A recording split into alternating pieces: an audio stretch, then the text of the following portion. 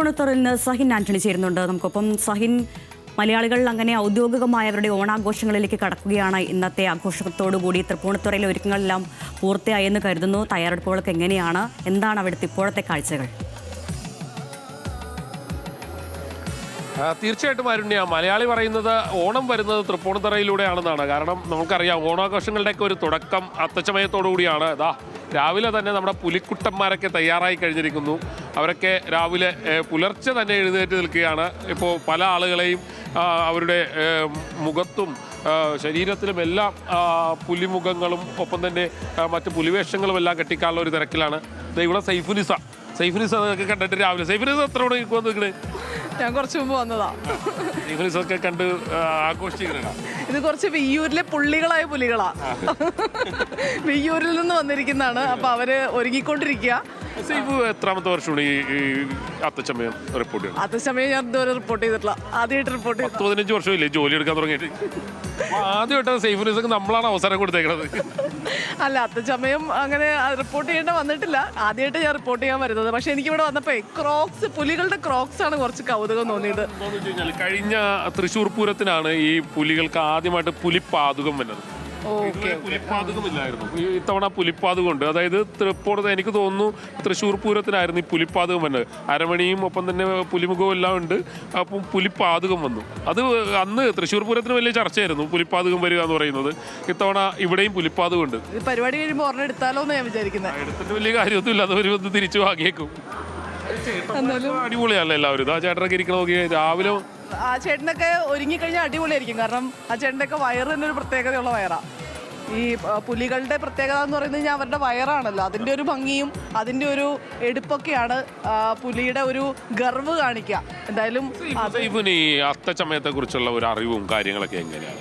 അത്തച്ചമയം രാജഭരണകാലം മുതൽ തുടങ്ങിയതാണ്. ഓണത്തിൻ്റെ ഒരു വരവറിയിച്ചുകൊണ്ടുള്ള ഒരു ഘോഷയാത്രയാണ്. അത് എല്ലാത്തരം കലാരൂപങ്ങളും അണിനിരക്കുന്നു എന്നുള്ളതാണ്. കാരണം ആ ഒരു കേരളത്തിൻ്റെ തനിമ വിളിച്ചോതുന്ന എല്ലാ കലാരൂപങ്ങളും ഉണ്ടാകും. ഒപ്പം തന്നെ അന്നത്തെ കാലത്ത് എന്തെങ്കിലും ചർച്ചകളിലുള്ള പ്രധാനപ്പെട്ട വിഷയങ്ങളൊക്കെ ഉണ്ടെങ്കിൽ അതും നിശ്ചലചിത്രമായി വരുന്ന അത്തരം എല്ലാവർക്കും ആസ്വദിക്കാൻ കഴിയുന്ന രീതിയിലുള്ള ഒരു ഘോഷയാത്രയാണ് അത്തച്ചമയം അന്ന് മുതലേ ഉള്ളത്. ഇപ്പോഴും അത് തന്നെയാണ്. അത് ഓരോ തവണ വരുമ്പോഴും അതിന് ട്രെൻഡ് മാറിക്കൊണ്ടിരിക്കുകയാണ്. ഈ അത്തച്ചമയവുമായി ബന്ധപ്പെട്ട് വാമൊഴി ചരിത്രങ്ങളാണ് കൂടുതലും. ഈ ചേരമാൻ പെരുമാളുടെ കാലം മുതൽ തന്നെ അത്തരം ചരിത്രങ്ങളാണ് കൂടുതലും പറയുന്നത്. ഈ ചേരമാൻ പെരുമാളുടെ കാലത്ത് ഈ ആഘോഷങ്ങൾ, അതിനുശേഷമുള്ള 56 രാജാക്കന്മാർ ചേർന്നുകൊണ്ട് ആഘോഷങ്ങൾ നടത്തിയിരുന്നു. അതിൻ്റെ ഭാഗമായിട്ട് ഏറ്റവും ഒടുവിൽ ഈ അത്തത്തിൻ്റെ ആഘോഷം നടത്തിയിരുന്നത് കൊച്ചി മഹാരാജാവ് ചേർന്നുകൊണ്ടായിരുന്നു. കൊച്ചി മഹാരാജാവ് ഇവിടെ നിന്ന് വാമന ക്ഷേത്രത്തിലേക്ക് പോകുന്നത് ഒരു ആഘോഷമായിട്ടായിരുന്നു. അതിനാണ് ഈ അത്തച്ചമയത്തിൻ്റെ ഒരു ആഘോഷമായിട്ട്. അതൊക്കെ വാമൊഴി ചരിത്രങ്ങളാണ്. പല രീതിയിലുണ്ട്. ഇപ്പോൾ പ്രത്യേകിച്ചും സംസ്ഥാന സർക്കാരൊക്കെ അത്തച്ചമയം ഒരു ആഘോഷമാക്കി മാറ്റാൻ തുടങ്ങിയിട്ട് 1961 മുതൽ തുടങ്ങിയതാണ്. അങ്ങനെ പല ചരിത്രങ്ങളും അത്തച്ചമയത്തെ സംബന്ധിച്ചിടത്തോളം ഉണ്ട്. പക്ഷേ മലയാളിയെ സംബന്ധിച്ചിടത്തോളം അത്തച്ചമയമാണ് അവരുടെ ഔദ്യോഗികമായിട്ടുള്ള ഒരു ആഘോഷം എന്ന് പറയുന്നത്. അവിടെ നമുക്കൊരു പുലി ഒരുങ്ങിയിരിപ്പുണ്ട്. ആ പുലി ചേട്ടനോട് കാര്യങ്ങളൊക്കെ ചോദിക്കാം അല്ലേ?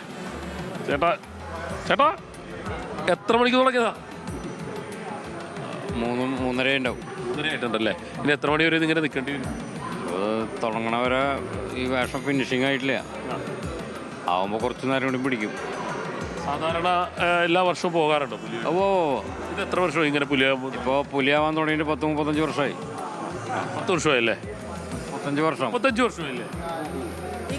എല്ലാം കുടവേറുള്ള ആളുകളെ കാണുമ്പോൾ സാധാരണ ഇപ്പോഴുള്ള ട്രെൻഡ് പിള്ളേരൊക്കെ പറയുന്ന ഡയറ്റ് എടുക്ക് അങ്ങനെയൊക്കെ പറയുന്നത്. ഇതിപ്പോ നമുക്ക് പറ്റില്ല അല്ലേ? നമുക്ക് പറ്റില്ല. നമുക്കിപ്പോ ഡയറ്റ് ആയി നമ്മുടെ പരിപാടി പോയി. ഇതെങ്ങനെയാണ് ചേട്ടാ? ഇത് ഒരു വർഷത്തിൽ ഒരു സീസണിലൊക്കെ എത്ര കളി വരെയൊക്കെ ഉണ്ടാവും?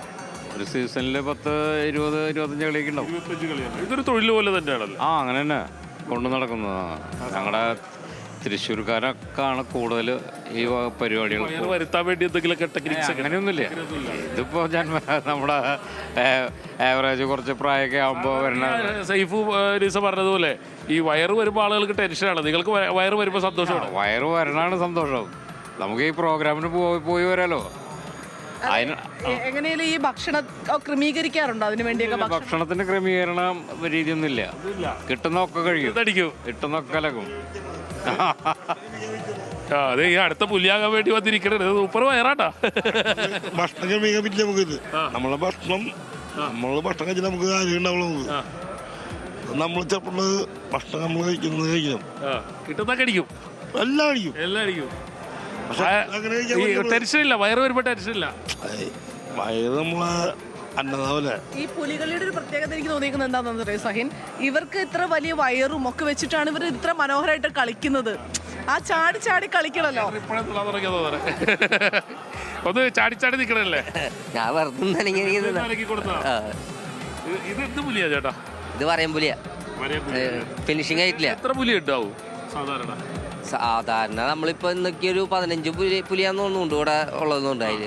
നമുക്ക് ഏറ്റവും ഇതിലൊരു പ്രൈം ആയിട്ടുള്ള അല്ലെങ്കിൽ പ്രീമിയം ആയിട്ടുള്ള പുലി എന്ന് പറയുന്നത് ബ്ലാക്ക് പുലിയാണോ? ബ്ലാക്ക് പുലിക്കാണ് ഇത്തിരി ഇത് കൂടുതൽ. പിന്നെ നമ്മുടെ വയറന്മാരുണ്ടല്ലോ, നമ്മളെക്കാളും വയറുള്ള ആൾക്കാരുണ്ടല്ലോ, അവരെ ഒരു കരിമ്പുലി കിട്ടുന്നത്. കരിമ്പുലി ആർക്കായിരിക്കും കിട്ടുന്നത്? ഏറ്റവും കൂടുതൽ വയറുള്ള ആളുകൾക്ക്. കരിമ്പുലി അവിടെ ലാസ്റ്റ് നമ്മുടെ ആയിരിക്കുന്ന ചേട്ടല്ലേ. ആ ചേട്ടനാണ്. അതായത് ഈ പുലി ചരിത്രത്തിലേ സൈഫു ഇങ്ങനെ അത് ഏറ്റവും കൂടുതൽ വയറുള്ള ആൾക്കാർക്കായിരിക്കും കരിമ്പുലി കിട്ടുന്നത്. അത് കരിമ്പുലിയാണ് ഇവരുടെ രാജാവ് എന്ന് പറയുന്നത്. ഈ കൂട്ടത്തിൽ എനിക്ക് തോന്നുന്നത് ചേട്ടനാണ് കരിമ്പുലി എന്ന് തോന്നുന്നത്.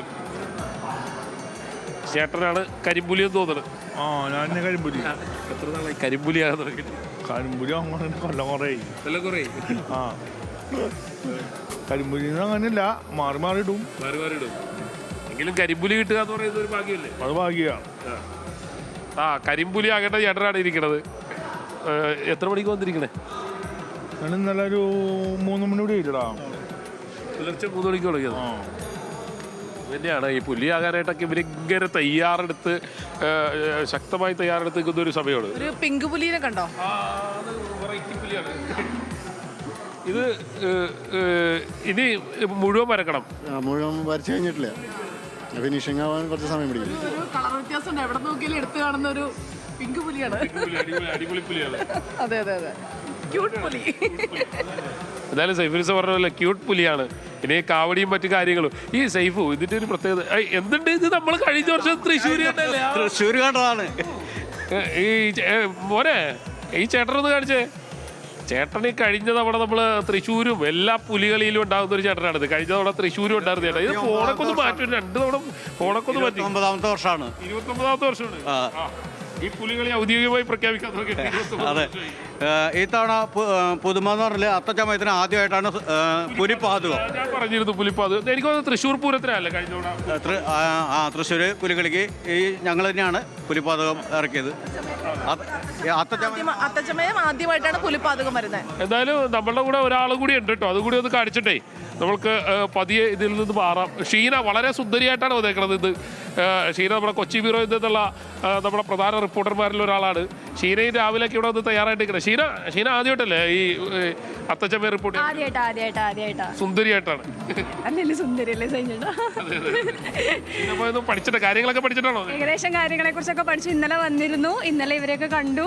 കുറെ പേരെ നമ്മൾ വരുമ്പോൾ തന്നെ ഇവിടെ ഇങ്ങനെ കുറെ ആളുകളൊക്കെ 300ഓളം കലാകാരന്മാരുണ്ടെന്നാണ് പറഞ്ഞത്. അപ്പൊ ഇവർ ഇന്നലെ തന്നെ വന്ന് ഇവിടെ തന്നെയായിരുന്നു ഇവരുടെ സ്റ്റേ രാത്രിയൊക്കെ. പിന്നെ പാലക്കാടുകാരിയാണ്, അതുകൊണ്ട് തന്നെ തൃപ്പൂണിത്തുറ വന്ന് അത്തച്ചമയം കണ്ടിട്ട് എങ്ങനെ എന്ത് തോന്നുന്നു?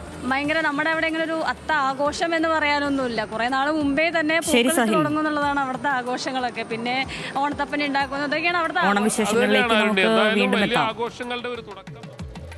തൃപ്പൂണിത്തുറ അത്തച്ചമയത്തിനുള്ള എല്ലാ തയ്യാറെടുപ്പുകളും ഇവിടെ ഒരുങ്ങിക്കൊണ്ടിരിക്കുകയാണ്. വിവരങ്ങൾ നൽകുകയായിരുന്നു സഹിൻ ആന്റണിയും സൈഫുന്നീസയും ഷീന മാർട്ടിനും.